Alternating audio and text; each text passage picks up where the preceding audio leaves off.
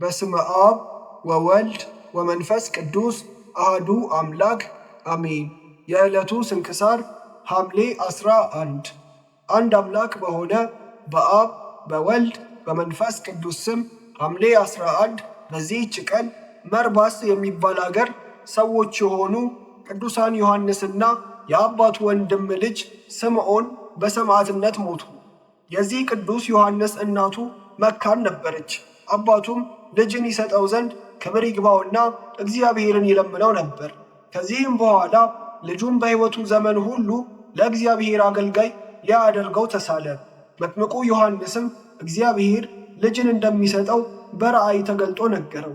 ይህን ቅዱስም በወለደው ጊዜ ዮሐንስ ብሎ ጠራው። በመጥምቁ ዮሐንስም ስም ቤተ ክርስቲያን ሠራ። ከዚህ በኋላ አድጎ 12 ዓመት በሆነው ጊዜ አባቱ የበጎች እረኛ አደረገው። ምሳውንም ለእረኞችና ለመንገደኞች ሁል ጊዜ ይሰጥ ነበር። እርሱ ግን እስከ ምሽት ይጾም ነበር። አባቱም ይህን ነገር በሰማ ጊዜ ስለዚህ ሊያረጋግጥ ወደ እርሱ ሄደ። አባቱንም ባየው ጊዜ ዮሐንስ ፈርቶ ሊሸሽ ወደደ። አባቱም የዛሬ ምሳህን አሳየኝ አለው። ብላቴናውም ታይ ዘንድ ግባ አለው። ወደ መጠለያውን በገባ ጊዜ አገልግሉን ትኩስ እንጀራን ተመልቶ አገኘው። እጅግም አደነቀ። ከልጃቸው የሆነውንም ለሚስቱ ነገራት። ከዚያችም ቀን ጀምሮ የእግዚአብሔር ጸጋ እንዳደረችበት አወቁ። የቤተ ክርስቲያንን ትምህርት እንዲማር አደረጉት እንጂ በጎችን የሚጠብቅ እረኛ እንዲሆን አልተዉትም። ከዚህም በኋላ አባቱ ሊያጋባው ወደደ። እርሱ ግን ይህን አልወደደም። 18 ዓመት በሆነውም ጊዜ ቅስና ተሾመ። የአባቱ የወንድም ልጅ የሆነ ስምዖንም በጎቹን ትቶ መጥቶ የእርሱ ደቀ መዝሙር ሆነ። እርሱም ስለ ተአምራቱ የተናገረ ነው።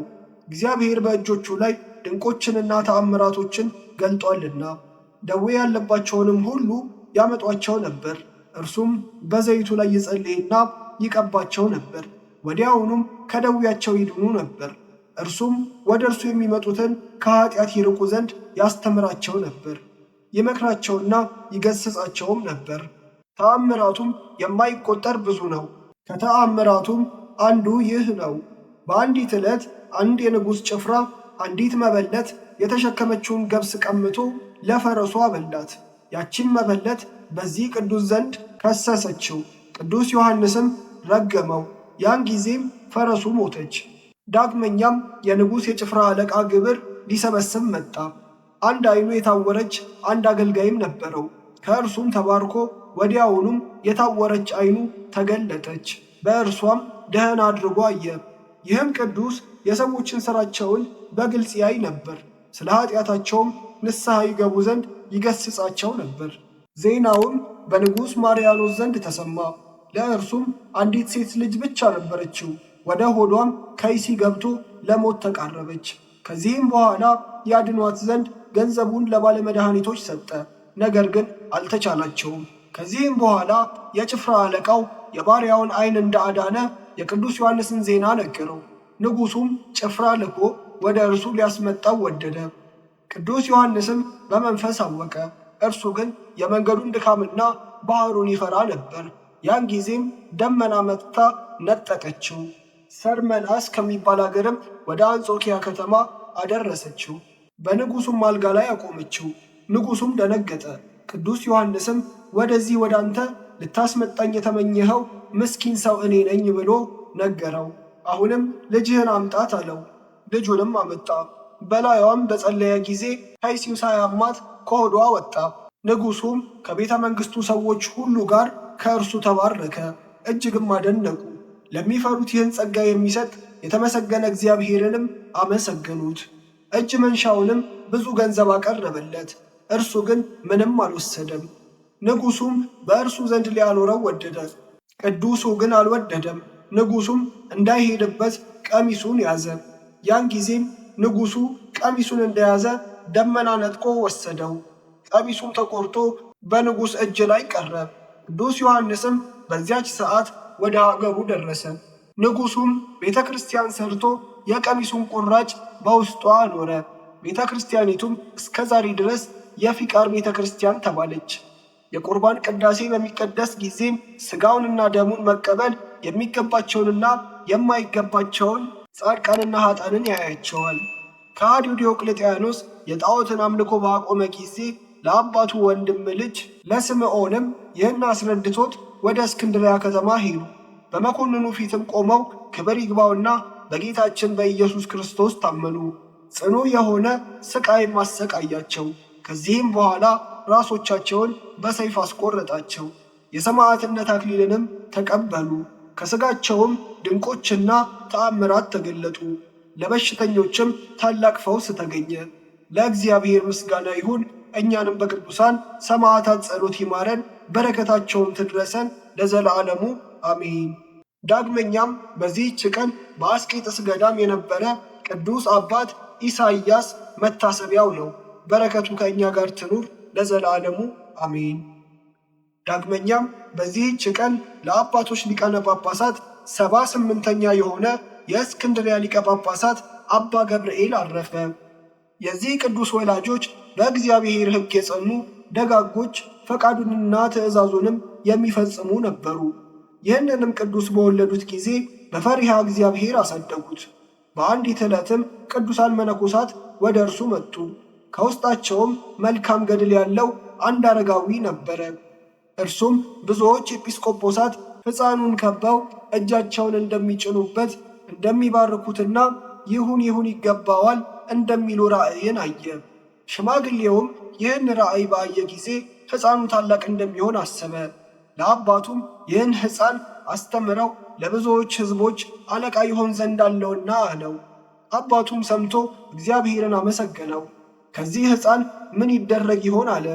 ሕፃኑ 2 ዓመት በሆነው ጊዜ ክብር ይግባውና በጌታችን ፈቃድ አባቱ አረፈ።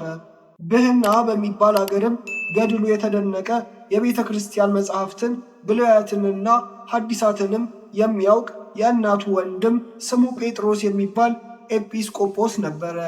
ሕፃኑም ወስዶ አስተማረው።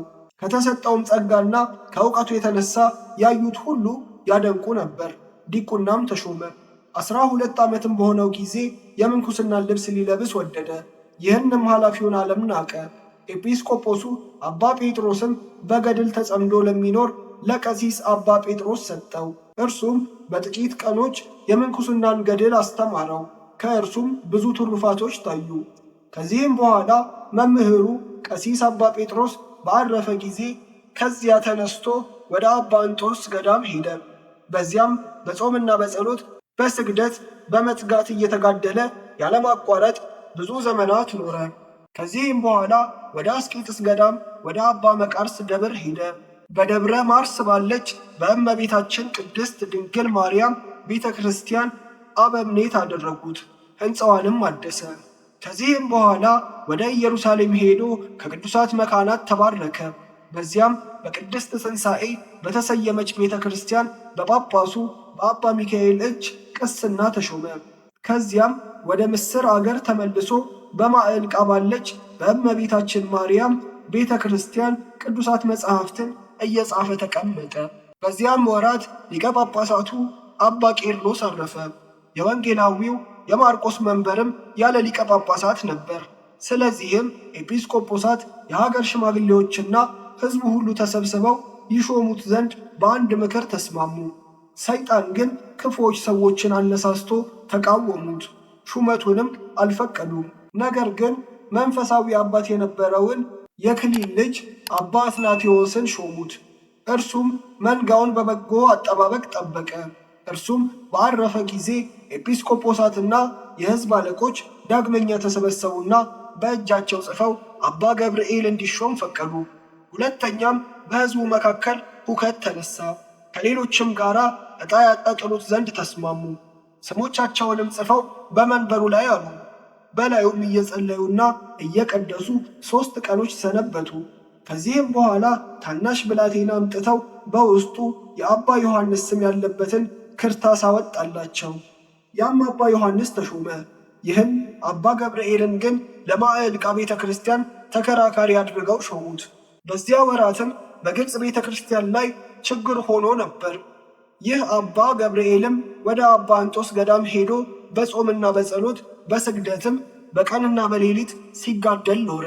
ከቅዱሳን መነኮሳትም ብዙዎች መልካም ራእይን አዩለት። ከእርሳቸው በእስክንድርያ ከተማ የሊቀ ጳጳሳት ልብስን እንደሚያለብሱት ብዙዎች ከሕዝብ የተመለሱ ክርስቲያኖችም እንደሚያጅቡት ያየ አለ። ደግሞም ይሾምባት ዘንድ ወደ አስቄጥስ ወደ አባ መቃርስ ገዳም ሲሄድ ያየለት አለ። ቁጥር የሌላቸውንም መክፈቻዎችን ሲቀበል ያዩ አሉ። ከገዳሙ ሊወርድ ብዙ ጊዜ ይሻ ነበር፣ ነገር ግን አልተቻለውም። ከዚህም በኋላ አባ እንጦስ በራእይ ተገልጦ እንዲህ አለው፣ ያለ እግዚአብሔር ፈቃድ ከዚህ ገዳም ትወርድ ዘንድ እኔ አልፈቅድም፣ ጊዜው ሳይደርስ አትውረድ አለው። ከ3 ዓመት በኋላም አንዱ አረጋዊ የከበረ መልአክ እንግዲህስ አባ ገብርኤልን ወስደው በእስክንድርያ ከተማ ሊቀ ጵጵስና ይሾሙታል እያለ እንደሚያነጋግረው ራእይ አየ። በዚያችም ቀን የሀገረ እንጣፊ መኮንን መጣ። ከእርሱም ጋር ብዙዎች መሳፍንቶች ነበሩ። አባ ገብርኤልን አምጥተው በእስክንድርያ ከተማ ሊቀ ጵጵስና ይሾሙት ዘንድ የሚያዝዝ የንጉሥ ደብዳቤም ከእርሱ ጋር ነበረ። ከዚህም በኋላ ያለ ፈቃዱ ወስደው በወንጌላዊው በማርቆስ ወንበር ላይ ሊቀ ጵጵስና ሾሙት። በዚያችም ቀን እርሱ ለኢየሩሳሌም አንድ ጳጳስና ሌሎችንም ኤጲስቆጶሳት ቀሳውስትንና ዲያቆናትንም ሾመ። ከዚህም በኋላ 3 ጊዜ ሜሮን አከበረ፣ ባረከ። እንደዚህም አድርጎ 1 ዓመት ከ1 ወር ኖረ። በዚያን ጊዜም አባ እንጦስ ተገልጦ እንዲህ አለው፣ እነሆ ዕረፍትህ ቀርቧል። ከ18 ወሮች በኋላ ወደ እግዚአብሔር ትሄዳለህ፣ የዘላለም ሕይወትንም ትወርሳለህ። ከዚህም በኋላ በክርስቲያን ወገኖች ላይ ታላቅ መከራ ሆነ። ይህም አባት ወገኖቹን ያድን ዘንድ ወደ ጌታችን ለመነ። ክብር ይግባውና ጌታችንም ልመናውን ተቀብሎ ሕዝቡን ይቅር አለ። ከዚህም በኋላ ሊቀ ጳጳሳቱ ከመንበረ ሲመቱ ወጥቶ በምስር አገር ዓመት ሙሉ ተሰወረ። ከአንድ ምዕመን በቀር ማንም አላወቀበትም። በቀንና በሌሊት በገድል ከመቀጥቀጦ የተነሳም መልኩ ተለወጠ፣ ሥጋውም ደረቀ። ከዚህም በኋላ እግዚአብሔር እርሱን ለሚፈራው ለአንድ ምዕመን ሥራውን ገለጠ። እርሱም ከዚያ ቦታ አውጥቶ በሐዋርያት ቤተ ክርስቲያን አስቀመጠው። በጸሎትና በቅዳሴ እያገለገለ ኖረ። ድሆችንም ይጎበኛቸው ነበረ፣ የሚሹትንም ይሰጣቸው ነበር። ወደ እርሱ የሚመጡትንም ሕዝቦች ያስተምራቸውና ያጽናናቸው ነበር። በአንዲት ዕለትም ሊቀ ጳጳሳት አባ ትናቴዎስ በግልጽ ታየው፣ እንዲህም አለው፣ ስለዚህ ፈጽሞ አትዘን፣ ከዚህ ብዙ ድካምና መከራ እግዚአብሔር ያሳርፈሃልና እነሆ ምድራዊ ኑሮህን የሚፈጽም ደዌ በአንተ ላይ ይመጣል። ነገር ግን ደስ ይበልህ፣ ታላቅ የሆነ የእግዚአብሔርን ጸጋ ተቀብለሃልና የዘላለም ሕይወትንና የማያልቅ ተድላ ደስታንም ትወርሳለህና አለው። በዚያን ጊዜም በሚያስጨንቅ ደዌ ታሞ እየተጨነቀ ኖረ። ስለ ነፍሱም መውጣትና በእግዚአብሔር ፊት ስለመቆሙ ይፈራና ይደነግጥ ነበር። የእመቤታችን ማርያም ስዕልም በዚያ ነበረ። ወደ እርሷም አዘውትሮ ይማልድ ነበረ። በዚያን ጊዜም ክብር ይግባውና ራሱ እግዚአብሔር በብሩህ ገጽ ተገለጠለት። መንግሥተ ሰማያትን አግኝተሃልና ደስ ይበልህ እንጂ አትፍራ፣ እስከ 3 ቀንም ከዚህ ከኃላፊው ዓለም ትወጣለህ በማለት አረጋጋው። ይህንንም ብሎ ከእርሱ ተሰወረ። በሦስተኛውም ቀን በሰላም አረፈ። በቅዱስ ማርቆስ ቤተ ክርስቲያንም በታላቅ ክብር ተቀበረ። ለእግዚአብሔር ምስጋና ይሁን፣ እኛንም በጸሎቱ ይማረን፣ በረከቱም ከእኛ ጋር ትኑር ለዘላለሙ አሜን።